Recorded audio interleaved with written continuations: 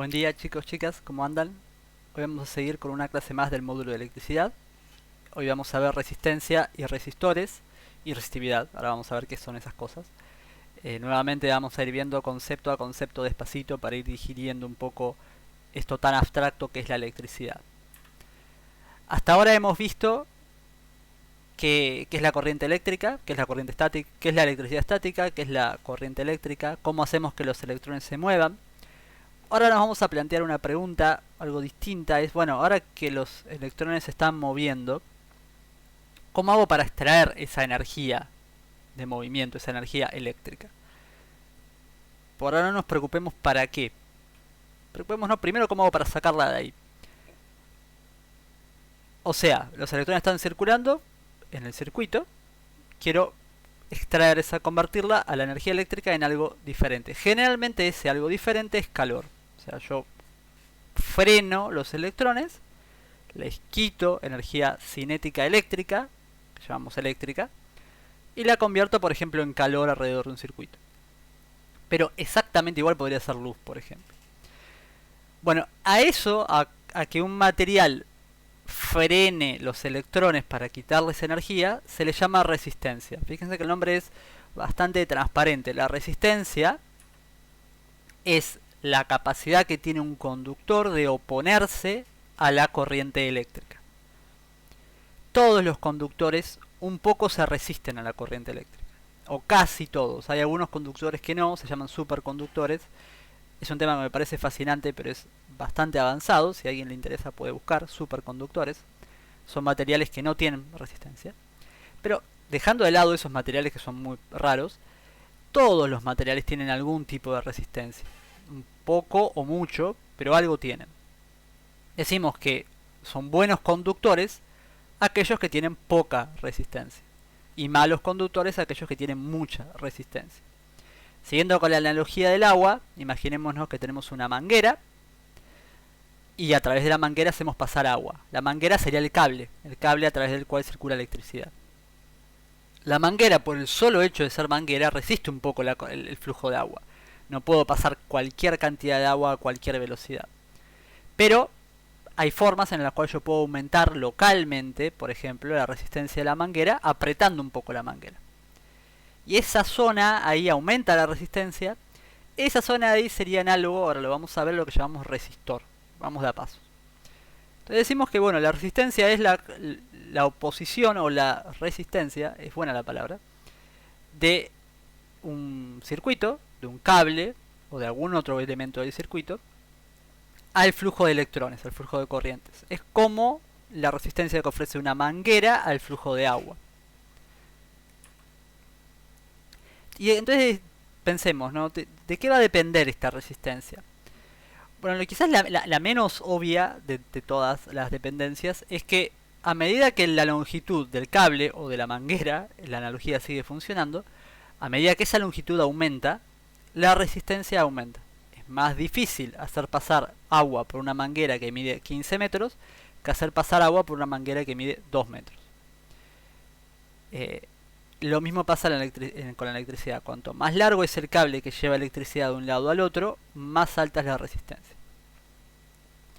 Entonces decimos en forma de ecuación que la resistencia, que acá le damos la letra R, va a ser proporcional a la longitud. Aumenta la longitud, L, len, aumenta R. También, esta es un poco más obvia quizás, si yo aprieto la manguera, o sea, si la sección, la cross section transversal disminuye, si el área transversal disminuye, la resistencia aumenta. En una manguera es muy obvio, en un cable quizás no tanto, pero funciona exactamente igual. Cuanto menos área tienen los electrones para atravesar, más difícil les es pasar. Imagínense ustedes corriendo por un... Ustedes, digo, alumnos, personas, corriendo en una maratón, por ejemplo, corriendo por una calle, por un pasillo. Cuanto más chiquito es el pasillo, y más difícil es pasar. Entonces decimos que la resistencia, a medida que disminuye el área, aumenta la resistencia. Entonces el área va dividiendo. Y también decimos que la resistencia depende del material. No es lo mismo la resistencia de un metal que de plástico, eso ya lo vimos. Y esa propiedad de que la resistencia depende de un material se llama la resistividad del material. Eso es independiente de la forma que tiene el material, es solamente por ser lo que es. La resistividad del metal, del cobre por poner un ejemplo, es distinta, mucho menor, a la resistividad de un plástico. Independientemente de que el plástico y el cobre puedan tener la misma forma. Yo puedo tener dos cables exactamente idénticos, hechos de cobre y hechos de plástico, con la misma longitud y la misma área, pero como la resistividad cambia, cambia la resistencia. Fíjense que son dos cosas distintas. Resistividad es algo propio del material, de lo que es. Mientras que la resistencia depende del material y depende de la forma del material. Están parecidas, se escriben parecidos, se pronuncian parecidas, pero no son lo mismo. Bueno, y esto tiene un efecto en la circulación de corriente. Que haya una resistencia afecta cuánta corriente tengo en el circuito. Pensemos, de nuevo, hagamos algo medio parecido al ejercicio anterior. Yo tengo un cable a través del cual van electrones. Ya sabemos, aunque sea intuitivamente, y lo vimos en la clase pasada, que a medida que el voltaje aumenta, la corriente aumenta. Entonces la corriente va a ser proporcional, directamente proporcional al voltaje. Mayor voltaje, mayor corriente. Pero también, y esto quizás lo podemos ver ahora, lo podemos pensar de lo que vimos recién, a medida que aumenta la resistencia, va a haber menos corriente, porque menos electrones por unidad de tiempo van a poder pasar por el elemento del circuito. Pensemos en el agua, en una manguera que la apretamos y bueno, sale menos agua, menos corriente de agua. Pensemos en la maratón, donde entran en una calle angosta y bueno, menos personas van a poder pasar por unidad de tiempo, por minuto, por segundo. Lo mismo pasa con la corriente. Le decimos que la corriente es directamente proporcional al voltaje, a la diferencia de potencial, e inversamente proporcional a la resistencia del circuito. Bueno, acá no sé por qué se cambió esto, no le den bola. Entonces, ¿cómo la podemos medir a la resistencia? La unidad a la cual se mide la resistencia es el ohm y nace de esta parte de acá. Perdonen que acá aparece current, esto es algo que corregí, pero no corregí en todos lados, no importa. La unidad de la resistencia la podemos sacar de esta ecuación. El nombre que se le da es ohm, que no tiene nada que ver con el ohm de meditación, es el apellido de otra persona que trabajó mucho en esto. Y decimos que tenemos un ohm de resistencia si en un conductor en el cual hay un volt de diferencia de potencial de voltaje aplicado, hay una corriente de 1 ampere. Esto está escrito medio como al revés, que es la resistencia de un conductor en cual fluye 1 ampere de corriente cuando hay un volt de diferencia de potencial aplicado. Acuérdense, la diferencia de potencial era como la altura desde la cual tiro las cosas, la energía potencial eléctrica que le doy. La corriente va a depender de la resistencia del material. Cuanto menos se resiste, más corriente va a haber para un mismo voltaje. Y se acuerdan que también del voltaje dependía la electricidad. Bueno, decimos que hay un ohm. Un ohm es un equivalente a un volt por ampere, o un volt sobre ampere, un volt dividido ampere. Esta es la relación entre las unidades. Vamos a ver algunos ejercicios de esto que quizás lo deje un poco más claro esta definición. Pero bueno, traten no de memorizarse, pero sí de entender lo que es un ohm. Un ohm es la resistencia que necesito tener para que haya 1 ampere de corriente cuando hay un volt de diferencia de potencial. Medio trabalenguas, pero está todo medio relacionado y conectado. Entonces, esa es la resistencia. Cuando yo armo un circuito, yo puedo querer específicamente agregarle resistencia a ese circuito. O bien porque quiero, o bien porque agrego un elemento en el circuito que hace algo, y a cambio de hacer ese algo agrego una resistencia en el circuito. Por ejemplo, un foco. Un foco produce luz a partir de energía eléctrica, pero para producir luz a partir de energía eléctrica, la energía no se crea ni se destruye, tiene que sacar energía eléctrica. Entonces aumenta localmente la resistencia. Bueno, esos elementos que están diseñados o que tienen específicamente una alta, entre paréntesis, resistencia, se llaman resistores. De nuevo, otra palabra que suena igual a todas las que vimos en esta clase, pero que significa algo levemente distinto. Entonces un resistor es un elemento del circuito que está específicamente diseñado para hacer algo que aumenta la resistencia del circuito. Esencialmente, lo que hacen es producir una caída en la diferencia de potencial. De la misma forma que una pila aumenta la diferencia de potencial, aumenta el voltaje, un resistor disminuye el voltaje, porque le quita energía al circuito. ¿Y cuánto disminuye el voltaje? Bueno, disminuye el valor de la resistencia de ese resistor. Ven acá donde se hace un poco trabalenguas. Ese resistor tendrá una resistencia, que la podremos calcular con alguna, por ejemplo con esta ecuación. Esta ecuación de acá, ¿no? Ese resistor tendrá una cierta resistencia, y por el circuito habrá una cierta corriente.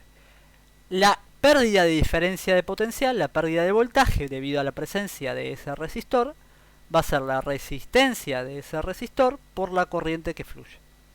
Bueno, perdonen por el trabalenguas, quienes decidieron este nombre, estos nombres, evidentemente no pensaron mucho en que son todos iguales. Pero bueno, son nombres levemente distintos, que significan cosas levemente distintas. Son parecidos porque están relacionados, pero no mucho más. Entonces, esto no vamos a entrar en mucho detalle por ahora, quizás veamos un ejercicio que lo usemos, pero sirve para tratar de entenderlo. El resistor quita energía eléctrica, quita diferencia de potencial, quita voltaje. ¿Cuánto? Bueno, esta cantidad.